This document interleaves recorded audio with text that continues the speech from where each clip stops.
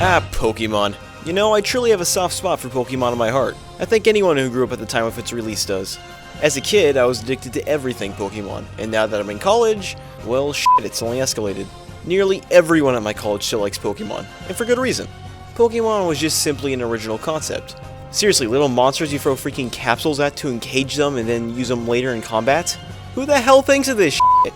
I'll tell you who. Nintendo. But you know what? It was awesome. But Jordan, Pokemon has been around since 1998. Well, in North America at least. Yes, I acknowledge it debuted as early as 1996 in Japan, so don't bitch at me. How has Nintendo and Game Freak kept the series interesting for all these years? Well, Vince, I'm gonna tell you. Hundreds and hundreds of new goddamn Pokemon every single game. Oh my god, what the fuck. See, when I was growing up with Pokemon, there was 151. And when I was a kid, that was a shit ton. I mean, heck, even reflecting upon it now, 151! That's a lot of little destructive monsters. So how many Pokemon do they have now? 718. Jesus Christ, do we really need that many Poke-assholes? No! No, we don't! Game Freak has made it very clear at this point that they definitely value quantity over quality. Well, guess what? I don't. Seriously, I'd much rather have 10 new awesome Pokemon than 100 new pointless ones. And don't worry, we've got plenty of those over the years. So much so, Jerranttheman, Gatorsdad, and I actually put together a list of the top 20 worst. Also, Vince helped a little bit too. Guy! So without further ado, this is SilokHawk. I'm Jerranttheman. And I'm Gatorsdad. And I'm Gatorsdad. And I'm Gatorsdad. Vince! Wait, what? And this is the top 20 Pokemon that shouldn't exist. Solosis, the embryo Pokemon. The embryo Pokemon? Seriously? Yes, now even you can bring your undeveloped Pokemon into battle. Aside from the fact that fighting for an unborn child is simply unethical, just look at it. It's pretty gross. It at least gets better when it evolves, right? After all, the embryo does need to develop into some shape or form. Yeah, it does. It evolves into a fetus. Which I suppose is partially more ethical than fighting the embryo? Sort of? Confagrous. What's Confagrous? Oh, Confagrous is, the coffin Pokemon. Wait, what? Confagrous is quite literally a coffin with arms. Is that seriously an appropriate excuse for a Pokemon? I mean, think about it. A coffin is just empty casing to stow away dead bodies. You know, the perfect suspect to base a Pokemon off of. Why did Game Freak feel the need to give an inanimate object arms? Let alone mark it off as a new Pokemon. In the 4th generation of Pokemon, aka Pokemon Diamond and Pearl, nearly 30 of the 106 new Pokemon added were evolved forms of prior Pokemon, some of which were actually pretty cool. But then you have Toka Kiss, the final evolution of Togepi. Oh god, Togepi, what have they done to you? Togepi already had an evolution in the form of Togetic, and while Togetic looked a bit, derpy, it seemed appropriate. To be honest, Toka Kiss looks like it devolved from Togetic, not the other way around. For one, it no longer has hands. Second of all, where is its form? Shouldn't an evolution cause the Pokemon to gain more of a figure? That's how it always was. In earlier evolutions, the Pokemon is typically stubby and cute, but when it evolves, it becomes fierce and distinguished. But Toka Kiss is a goddamn flying saucer. Spoink, or as the Pokédex refers to it, the Bounce Pokemon. Huh. Also according to the Pokédex, and I quote, Spoink bounces around on its tail. The shock of its bouncing makes its heart pump, and as a result, this Pokemon cannot afford to stop bouncing. If it stops, its heart will stop. That is horrid. Sure, you can rip on it for having a bad design, or just kind of being useless in battle, and make that your reason it shouldn't exist. But my reason it shouldn't exist is out of pure pity. Spoink must live a hellish life of tired stress. How does it sleep? Damn thing needs to just stop existing. It would probably be thankful. Well, on the other hand, I imagine they're delicious. Well, I'm torn. Well, aside from being completely depressing, Spoink is just stupid. I mean, for Christ's sakes, it's a goddamn pig on a slinky. Chandelure. Chandelure is a chandelier. But Jordan, this is clearly some kind of stylistic Pokemon meant to reflect the creator of Game Freak's inner desires to incorporate a more gothic style into Pokemon. I hate it. This entry is sure to piss off a lot of people, but I'm sure those same people I'll theoretically piss off have already been aggravated for the duration of this entire video. So here we go anyway. Tornadus, Landorus, and Thundurus. You know, it was Vince's idea to have this one on the list. So, Vince, what do you have to say about Tornadus? It's dumb.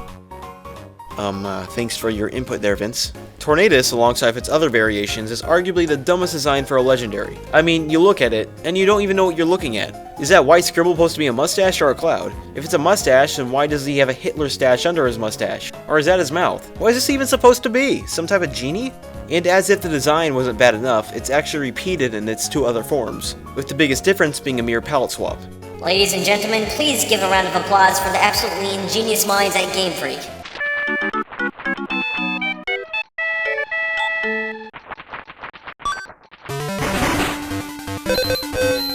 Wormadam. Wormadam. More like, not worth a damn. Am I right? That's awful. Just Wow. stop. Wow. Just leave. You suck! So you're playing for Diamond and Pearl for the first time in your life, and you run into the monstrosity that is Burmy. Being a cocoon, you just don't know what it'll eventually evolve into. Oh, maybe it'll evolve into something cool like Beedrill. Or maybe it'll evolve into a butterfly like Butterfree. Or maybe it'll evolve into oh shit, it just evolves into another cocoon. Well, that's just upsetting. Also, Wormadam's ground form looks like a slice of pepperoni pizza. No, I take that back. Wormadam's ground form is a slice of pepperoni pizza.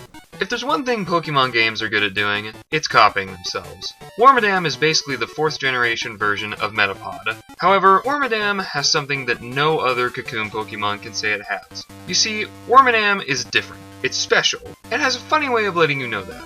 For if you are lucky enough to have a Wormadam in its ground typing, you won't just have a hilariously terrible Pokemon, you'll have a fresh slice of pepperoni pizza. Brought to you by Little Caesars. ClinkClang. ClinkClang is literally just a bunch of floating gears. ClinkClang is such a lazy Pokemon in fact that its prior form, Clang, is the same exact thing as ClinkClang. The only difference being ClinkClang has a steel trim encompassing it. Oh, and you gotta love the names. Clink, Clang, and ClinkClang. What is this, an RPG or a nursery rhyme? Why not both? Every Pokemon title has its obligatory rodent Pokemon you find early in the game. Generation 1 has Rattata, Generation 2 has Sentret, Gen 3 has Zigzagoon, and Gen 4 has the abomination that is, Bidoof.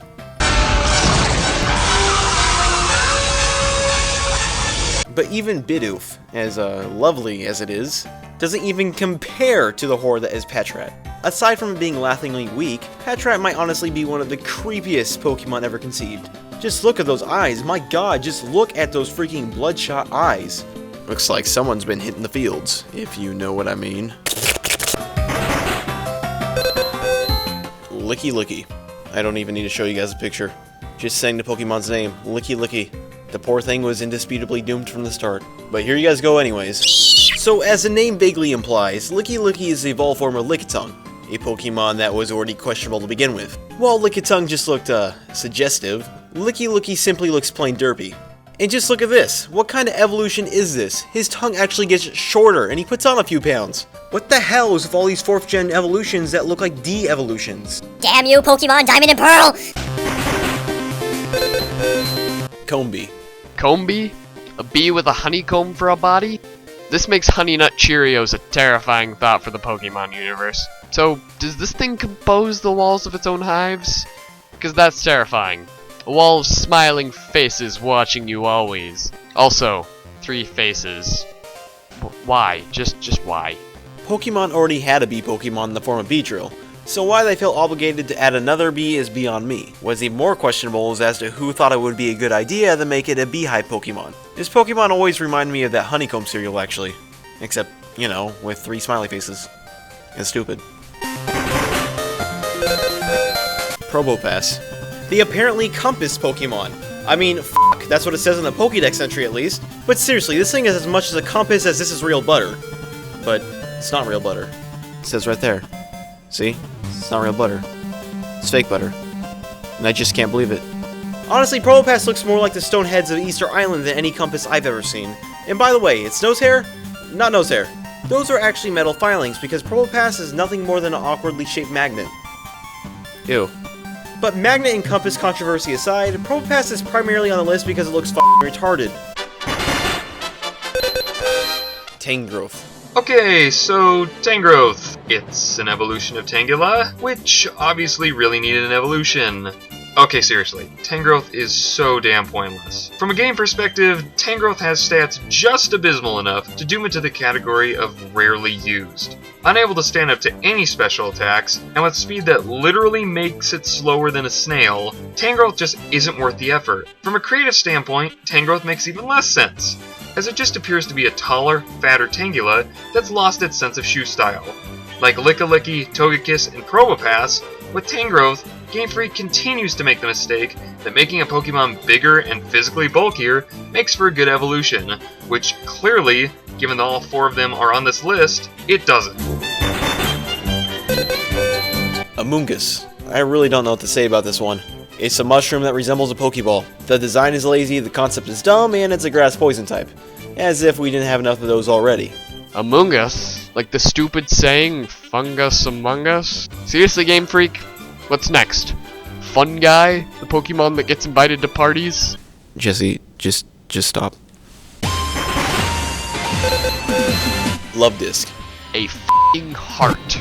A swimming, pink fish heart. What? And it's not just, simply designed. It's also got a really creepy Pokédex entry in Ruby. To quote, "This heart-shaped Pokemon earned its name by swimming after loving couples it spotted in the ocean's waves. It swims after you and your lover. It's coming to eat you."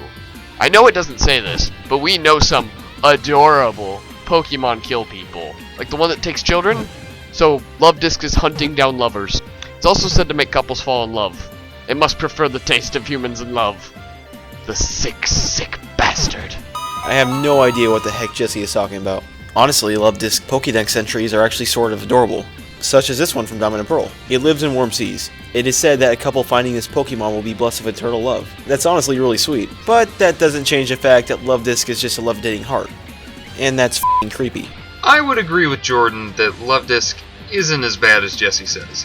Besides, if there's anything we should be hating Luvdisc for, it's its stats. Even among the water types, which contain many of the most indistinguishable and weakest Pokemon in the game, Luvdisc still manages to suck, having absolutely horrid stats in every category except for its average speed stat. Luvdisc is good for literally nothing, except sucking, and being creepy. Rotom. Rotom is the gift that just keeps on giving. I mean, it really goes the extra mile to make you pity it. Not only is it a creepy lightning ghost, it can also turn itself into a fridge, a fan, a washing machine, an oven, and my personal favorite, a lawnmower. And in each form, it has those creepy demon eyes that stare into your soul. Though its strange typings make it really fun for competitive battling, its appearances are inexcusably stupid, and bring the pun of Pokemon creators slapping a pair of eyes onto any and all inanimate objects to a whole new level. Munna. Hey Vince, why don't I let you handle this one? It's pink. I hate it. Yeah, I think that'll do. Interesting bit of trivia regarding Munna though. In Pokemon Red and Blue, a trainer describes wanting a pink Pokemon with a floral pattern, which is essentially all Munna really is. The NPCs in Pokemon are intentionally idiotic, but who's the real idiot here? The NPC, or the game artist taking Pokemon design advice from an NPC? I gotta be honest, I was sincerely surprised of all the new Pokemon introduced in Pokemon X and Y. If you haven't already noticed, I'm not too particularly fond of all the recently added Pokemon. I mean, really, how can you blame me? However, X and Y really did impress me. For the most part, all the new Pokemon added are actually pretty cool. There's a few Pokemon such as Slurpuff and, well, whatever that is. But the rest of the bunch, well, they really did take me by surprise. And I mean that in a good connotation. That is all but Klefki. Klefki being the only Pokemon on this entire list that originates from 6th generation of Pokemon, you really gotta wonder, what the hell was Game Freak thinking when they designed this one? Do they have a damn bucket list of inanimate objects they need to make into Pokemon or something? Really? Keys! Klefki is a chain of keys! Garbodor. Greenpeace's favorite Pokemon. Unfortunately, Garbodor doesn't have a lot going for it. On top of its unsettling appearance that looks like an unsuccessful attempt to recreate muck, Garbodor's stats are pretty more on its looks. Just, what the hell? Being unimaginative is one thing, Game Freak, but being unimaginative and disgusting is going above and beyond the Call of Duty. I mean, Jesus, it's a giant pile of trash, which raises a lot of questions. Like, How the hell does landfill come to life? Is it radioactive and going to kill all of us? Is that where dead pets thrown away in shoeboxes go? Could I find my old bike in one of these things? Why? Back to its abysmal competitive abilities, Garbodor is cursed by being a poison type with a terrible special attack stat, and having its highest stat be attack. This is Flareon level stupid, since poison type moves, especially the most popular ones, are almost never physical attack moves. Garbodor is terrible, and if I didn't already know that it wouldn't work, I would suggest that you throw it in a dump.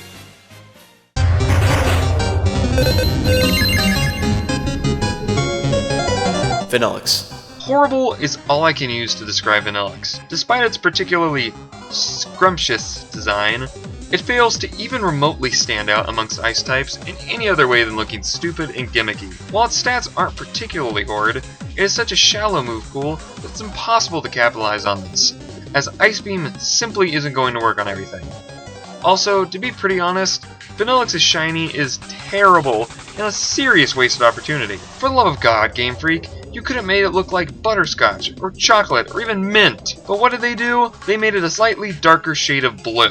God damn it, Game Freak. If you're going to force a gimmicky Pokemon upon us, at least have the 2 scoops to go all the way with it. It's an ice cream cone. I don't know whether I should catch it or f***ing eat it on a hot day. I mean, sweet Jeebus, the thing's seriously just an ice cream cone.